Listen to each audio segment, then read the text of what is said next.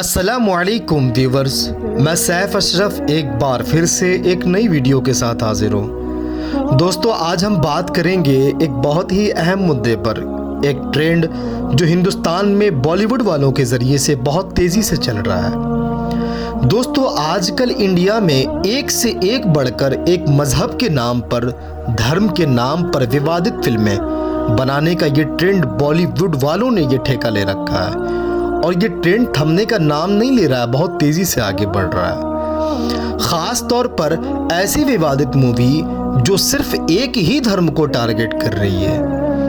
कुछ वक्त पहले कश्मीर फाइल एक मूवी आई थी जिसके बारे में ये दावा किया गया था कि इस फिल्म के ज़रिए कश्मीरी पंडित की हकीकत को लोग जान सकेंगे और कश्मीरी पंडित के साथ क्या क्या हुआ ये लोगों के सामने आ सकेगा और उनके हालात सही हो सकेंगे और कश्मीरी पंडित को इंसाफ मिल सकेगा। मगर इस मूवी के चलने के बाद खबर ये आती है कि इस मूवी की वजह से कश्मीरी पंडित के हालात तो सही नहीं हो सके, मगर इस फिल्म को बनाने वाले ने बहुत सारे पैसे ज़रूर छाप लिए और लोगों के जज्बात के साथ खेलकर करोड़ों रुपये से अपना जेब ज़रूर भर लिया। दोस्तों, अगर हम बात करें तो इसके बाद एक और मूवी आई जिसका नाम द केरला स्टोरी था। इस फिल्म में सच्चाई न दिखाने की वजह से ये फिल्म बहुत ज़्यादा न चल सकी, मगर इस फिल्म ने अपना काम ज़रूर कर दिया। जो इस फिल्म का मकसद था प्रोपेगेंडा फैलाना, लोगों के दरमियान में नफरत फैलाना। दोस्तों, मैं आपको एक बात बता दूं कि इस फिल्म को बनाने वाले को कोर्ट से ये वादा करना पड़ा था कि वो हर शो से पहले शुरू में एक डिस्क्लेमर लगाएंगे जिसमें ये शो किया जाएगा कि इस फिल्म का सच्चाई से कोई ताल्लुक नहीं है। मगर किसी भी जगह पर, किसी भी शो से पहले किसी तरह का कोई भी डिस्क्लेमर नहीं दिखाया गया। मगर ये फिल्म बहुत ज़्यादा तो नहीं कमा सकी, मगर इस फिल्म का जो मकसद, मेकर्स का जो मकसद था लोगों के दरमियान में नफरत फैलाना, प्रोपेगेंडा फैलाना, ये काम ज़रूर हो गया। दोस्तों, इतना ही नहीं बल्कि ये ट्रेंड रुकने का नाम नहीं ले रही थी। इसके बाद भी इन लोगों ने एक मूवी बनाई जो इस 7 जुलाई को रिलीज़ होने वाली है जिसका नाम है 72 हूरें।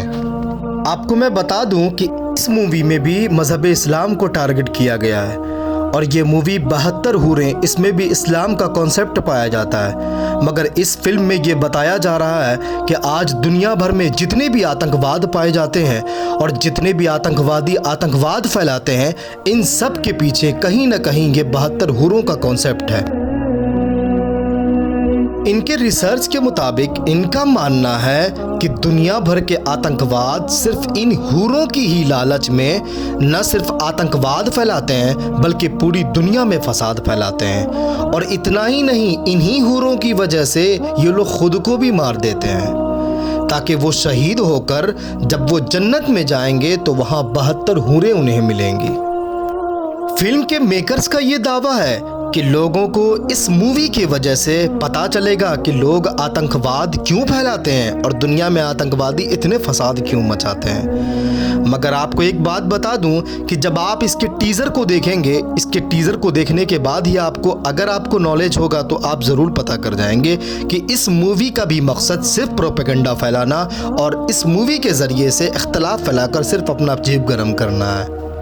इसकी वजह यह है कि इस फिल्म की टीज़र के शुरू में ही पीछे से एक आतंकवाद के बोलने की आवाज़ आती है कि तुमने जो ये रास्ता चुना है वो जन्नत में तुम्हें लेकर जाएगा। साथ ही साथ दुनिया के बड़े बड़े आतंकवाद जैसे Osama bin Laden, Ajmal Kasab और हाफिज़ सईद जैसे लोगों की यहाँ पर तस्वीरें चल रही होती हैं। मगर नोटिस करने की बात यह है कि 9/11 जो कि अमेरिका में हुआ था और 26/11 जो कि इंडिया में हुआ था, इन दोनों हादसों को टीज़र में दिखाया गया है। साथ ही इन दोनों हादसों से जुड़े लोग यानी अजमल कसाब और ओसामा बिन लादेन को दिखाया गया है। मगर गौर करने की बात यह है कि इन दोनों हादसे के नीचे 2011 लिखा हुआ था। इन लोगों को इतनी भी फुर्सत नहीं मिली कि ठीक से पता कर लें कि दोनों हादसे एक वक्त में नहीं हुए थे। आपको ये बता दूं कि 9/11 जिसके बारे में इन लोगों ने सही से रिसर्च किए बगैर ही 2011 लिख दिया था, ये अमेरिका में हमला हुआ था जो अजमल कसाब ने करवाया था। और ये 2001 में हुआ था। और 9/11 इसको इसलिए कहा जाता है कि ये 11 तारीख को और 9 यानी 9 सितंबर को हुआ था। इसी तरीके से भारत में जो ताज होटल में अटैक हुआ था उसको 26/11 इस वजह से कहते हैं कि 26 तारीख को और 11वें महीने में ये हुआ था। इतना ही नहीं, इस फिल्म के मेकर्स को इतनी जल्दी थी कि जब इन्होंने इस फिल्म के टीज़र के पोस्टर को जब ये रिलीज़ किया तो फेसबुक, ट्विटर और तमाम सोशल मीडिया पे लोगों ने इस पर बहुत सारी नेगेटिव कमेंट्स की। आपको ये बता दूं कि जब आप इस फिल्म के टीज़र को पोस्टर को देखेंगे तो हॉलीवुड की एक वेब सीरीज़ जिसका नाम होमलैंड है, ये बिल्कुल हूबहू उसी की तरह इसका पोस्टर भी मिलता है, जिसे लोग आज कहते हैं कि इस पोस्टर को भी कॉपी किया गया है। दोस्तों, अब बात करते हैं अहम मुद्दे पर। इस बात में कोई शक नहीं कि इस्लाम में हूरों का कॉन्सेप्ट है, मगर आज मुसलमानों के बारे में बताया जाता है कि मुसलमान हूरों के लिए ऐसा करते हैं। तो दोस्तों, ये जान लें कि अल्लाह ने जन्नत में बहुत सी ऐसी अजीम अजीम नेमतें अता की हैं जिनके मुकाबले में ये हूरें कुछ भी नहीं हैं, और इन हूरों को तो निचली फहरिस्त में रखा जाता है। आप खुद भी अगर सिर्फ सूरह रहमान की तिलावत करें, सूरह रहमान को पढ़ें, तो आपको खुद पता चल जाएगा कि अल्लाह ने जन्नत में कितनी बड़ी बड़ी नेमतें देने का वादा किया है। ये हूरें तो उनके मुकाबले में कुछ नहीं है। खुलासा बस इतना निकलता है कि इस मूवी को भी सिर्फ मुस्लिम मजहब को टारगेट करके और विवाद फैलाने के लिए, प्रोपेगेंडा फैलाने के लिए बनाया गया है। हालांकि एक चीज़ और सामने आई है, लोगों ने कहा कि अगर इस्लाम में 72 हूरों का कॉन्सेप्ट है तो 1000 अप्सराओं का कॉन्सेप्ट और भी दूसरे धर्मों में है। जैसे अगर मैं महाभारत की बात करूं तो शांति पर्व किताब सेक्शन नंबर 98 श्लोक नंबर 46 में ये लिखा है कि हजारों अप्सराएं दौड़ती हुई उस सुरमा की तरफ जाएंगी, उसके इस्तकबाल के लिए, उसकी खिदमत के लिए जाएंगी जो जंग में कत्ल किए जाएंगे।